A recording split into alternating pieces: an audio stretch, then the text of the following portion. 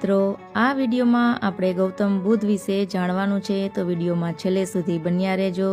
ચેનલને સબસ્ક્રાઇબ જરૂર કરજો જેથી આવનારા વિડીયોની અપડેટ આપ સુધી પહોંચી શકે। ધન્યવાદ।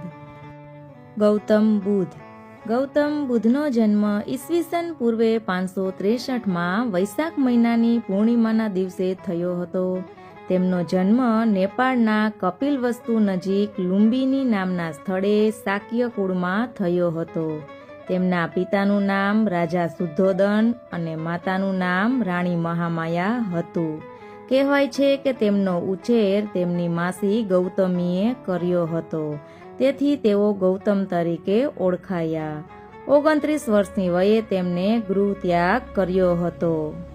સિદ્ધાર્થ ગૌતમનું જીવન, જેને આપણે બુદ્ધ કહીએ છીએ, એક દંતકથા અને પૌરાણિક કથામાં સંતાયેલું છે। મોટાભાગના ઇતિહાસકારોનું માનવું છે કે એ એક એવા વ્યક્તિ હતા જેના વિશે આપણે ખૂબ ઓછા લોકો જાણીએ છીએ।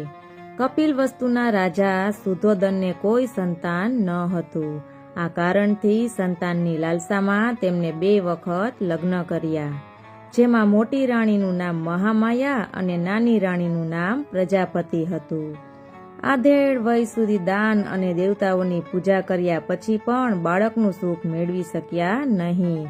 તેમના રાજ્યમાં સુખ, શાંતિ અને સમૃદ્ધિ બધું જ હતું, પણ વારસદાર ન હોવાથી શુદ્ધોદનને એ બધું નિરર્થક લાગતું। રાજા પ્રજા સૌ કોઈ પુત્ર પ્રાપ્તિની રાહ જોતા હતા। ત્યારે દેવોએ બોધિસત્વનો અવતાર લેવા વિનવ્યા। અષાઢી પૂનમના તહેવારે મહામાયાને એક દિવ્ય સ્વપ્ન આવ્યું। સ્વપ્નમાં પૂર્વ, પશ્ચિમ, ઉત્તર, દક્ષિણ એમ 4 દિશાના દેવો આવ્યા। તેમને માયાદેવીનો પલંગ ઉચક્યો અને જાદુઈ શેતરંજી માફક ઉડ્ડયન કરતો ગામને નગર વટાવટો તો હિમાલયના શિખરો પાસેના એક પવિત્ર સરોવર પાસે આવ્યો। ત્યાં 4 રાણીઓએ માયાદેવીનો સત્કાર કર્યો। સુગંધી દ્રવ્યોથી તેને સ્નાન કરાવી, દિવ્ય વસ્ત્રાભૂષણથી શણગારી, એક સુંદર મજાના સુવર્ણ પ્રસાદના વરંડામાં પલંગ પર સુવડાવી। ત્યાંથી તેની નજર દૂર દિવ્ય તેજપુંજમાં સ્નાન કરતા એક ઉત્તુંગગીરી પર પડી। એના શિખરો પર એક શ્વેત હાથી ફરતો હતો। હાથીની સૂંઢમાં સુંદર શ્વેત પદ્મ હતું। માયાદેવીની ત્યાં નજર પડતા જ હાથી ગતિથી પર્વત ઉતરી એ સુવર્ણ પ્રસાદમાં આવ્યો। એના આગમનથી જાણે વિજય ડંકા વાગવા લાગ્યા। માયાદેવીની 3 વાર પ્રદક્ષિણા કરી। દક્ષિણ બાજુ બંધીએ જાણો તેની કુખમાં પ્રવેશ્યો ને રાણીની આંખ ખુલી ગઈ। આ સ્વપ્નથી અતિ પ્રસન્ન થઈને રાણીએ તેના પતિને વાત કરી। રાજાએ પ્રાતઃકાળે સ્વપ્ન પાઠકોને બોલાવીને સ્વપ્નનું ફળ પૂછ્યું। તેમને ખુલાસો કર્યો કે રાણી એક અલૌકિક બુદ્ધિવાળા પુત્રની માતા બનશે, જે પુત્ર કાં તો ચક્રવર્તી રાજા થશે અથવા તો પૃથ્વી પરની અજ્ઞાનતા અને પાપ બોજને દૂર કરનારો મહાપુરુષ થશે। હિન્દુ પૌરાણિક કથાઓ અનુસાર ગૌતમ બુદ્ધને ભગવાન વિષ્ણુનો 9મો અવતાર માનવામાં આવે છે। બૌદ્ધ ધર્મના સ્થાપક ભગવાન ગૌતમ બુદ્ધનો જન્મ વૈશાખ મહિનાની પૂર્ણિમાની તારીખે થયો હતો। તેથી જ આ દિવસે બુદ્ધ પૂર્ણિમાને જન્મ જયંતિ તરીકે ઉજવવામાં આવે છે। કહેવાય છે કે આ દિવસે બૌદ્ધ ધર્મના સ્થાપક ગૌતમ બુદ્ધનો જન્મ થયો હતો। માતા મહામાયા નવજાત શિશુ સાથે કપિલવસ્તુ પરત ફર્યા। નામકરણ વિધિ પછી 5મા દિવસે બાળકનું નામ સિદ્ધાર્થ રાખવામાં આવ્યું। સિદ્ધાર્થ એટલે જેનો બધા જ અર્થ સફળ થઈ ગયા છે તે। તેમના ગોત્ર ગૌતમ મુનિના કારણે તેઓ સામાન્ય લોકોમાં સિદ્ધાર્થ ગૌતમના નામથી પ્રખ્યાત થયા। ત્યારબાદ મહાત્મા બુદ્ધે તેમનું પ્રારંભિક શિક્ષણ ગુરુ વિશ્વામિત્ર પાસેથી મેળવ્યું હતું। તેમને તેમના ગુરુ વિશ્વામિત્ર પાસેથી વેદ અને ઉપનિષદનું શિક્ષણ મેળવ્યું હતું। વેદ અને ઉપનિષદોની સાથે તેમણે યુદ્ધ અને રાજાશાહીનું શિક્ષણ પણ લીધું હતું। તેઓ ઘોડેસવાર, તલવારબાજી, કુસ્તી, તીરબાજી એ પણ બધું શીખ્યા હતા। અને પછી 16 વર્ષની ઉંમરે સિદ્ધાર્થના લગ્ન રાજકુમારી યશોધરા સાથે થયા. તેમની પત્ની યશોધરા સાથે તેઓ ઋતુ પ્રમાણે પિતા દ્વારા બનાવેલા ભવ્ય મહેલમાં રહેવા લાગ્યા અને આનંદથી જીવન વિતાવવા લાગ્યા. તેમને એક પુત્ર પણ પ્રાપ્ત થયો, જેનું નામ તેમને રાહુલ રાખ્યું હતું. એક દિવસ ભગવાન બુદ્ધે શહેરની મુલાકાત લેવાનું વિચાર્યું. તેમણે પોતાની ઈચ્છા સારથી સામે મૂકી અને નગર યાત્રાએ નીકળી ગયા. તેઓ સિદ્ધાર્થ નગરમાં વિહરતા હતા. ત્યાં તેમણે એક વૃદ્ધ માણસને જોયો. વૃદ્ધ માણસ બરાબર ચાલી પણ શકતો ન હતો.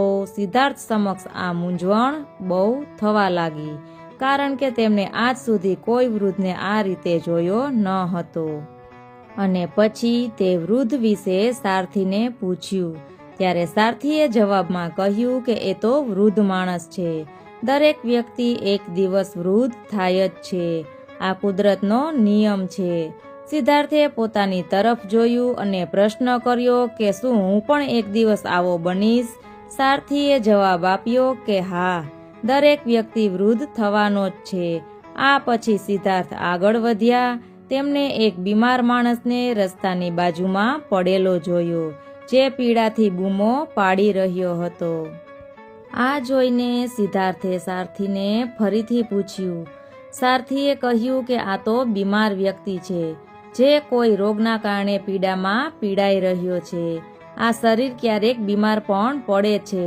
આવું લગભગ દરેક વ્યક્તિઓ સાથે થાય છે.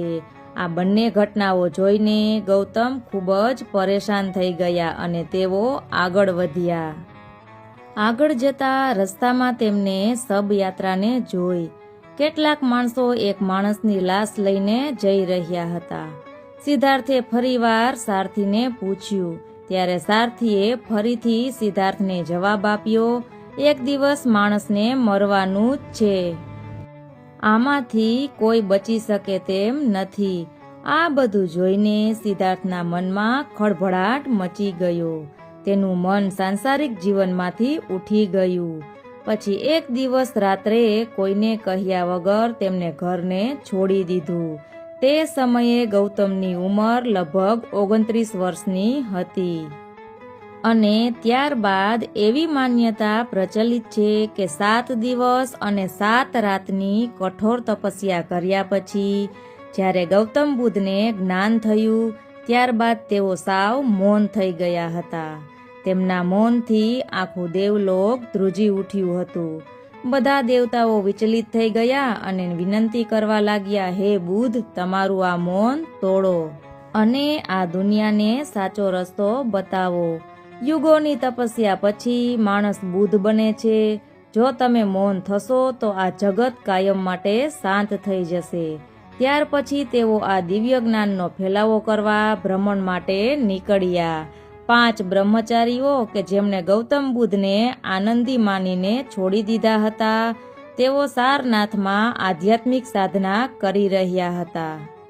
અને જ્યારે ગૌતમ બુદ્ધ ત્યાંથી પસાર થયા ત્યારે પેલા 5 બ્રહ્મચારીઓ બુદ્ધને જોઈને ઓળખી ગયા અને સમજી ગયા કે બુદ્ધને બૌદ્ધની પ્રાપ્તિ થઈ ગઈ છે.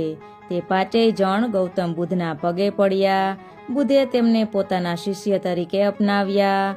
સારનાથમાં જ તેમને ઉપદેશ આપ્યો અને આ ઉપદેશમાં બુદ્ધે કહ્યું, પવિત્ર જીવન જીવવા માટે મર્યાદાઓનું પાલન કરો. તૃષ્ણા, ઈચ્છા, મોહને ત્યાગી દો. જાતિના ભેદભાવોનો અંત લાવો. આમ ગૌતમ બુદ્ધે જાતિ, વર્ણ, ભેદભાવનો સખત વિરોધ કર્યો હતો. આ વિશે તેઓએ કહ્યું હતું કે કોઈ પણ મનુષ્ય જન્મથી બ્રાહ્મણ કે શૂદ્ર નથી. હું બ્રાહ્મણ પણ નથી, હું ક્ષત્રિય પણ નથી, હું વૈશ્ય કે શૂદ્ર પણ નથી. આ બધા માત્ર ધર્મના ઢોંગ છે. હું એકમાત્ર સામાન્ય વ્યક્તિ છું. અને ત્યાર પછી ગૌતમ બુદ્ધનું ઈસવીસન પૂર્વે 483માં કુશીનારામાં મૃત્યુ થયું હતું. તેમના મૃત્યુને બૌદ્ધ ધર્મના અનુયાયીઓ મહાપરિનિર્વાણ કહે છે. પરંતુ તેમના મૃત્યુ અંગે ઘણા બૌદ્ધિકો અને ઇતિહાસકારો એકમત નથી. એવું પણ માનવામાં આવે છે કે એક વ્યક્તિએ મહાત્મા બુદ્ધને મીઠા ભાત અને રોટલી ખવડાવી દીધા હતા. મીઠા ભાત ખાધા પછી તેમને પેટમાં દુખાવો થયો, જે બાદ તેમનું મોત નીપજ્યું હતું. તો મિત્રો, આ હતી ગૌતમ બુદ્ધ વિશેની માહિતી. ચેનલને લાઇક, શેર અને સબસ્ક્રાઇબ જરૂર કરજો. વિડીયો બીજા સાથે શેર અવશ્ય કરજો, જેથી આવનારા વિડીયોની અપડેટ આપ સુધી પહોંચી શકે. ધન્યવાદ.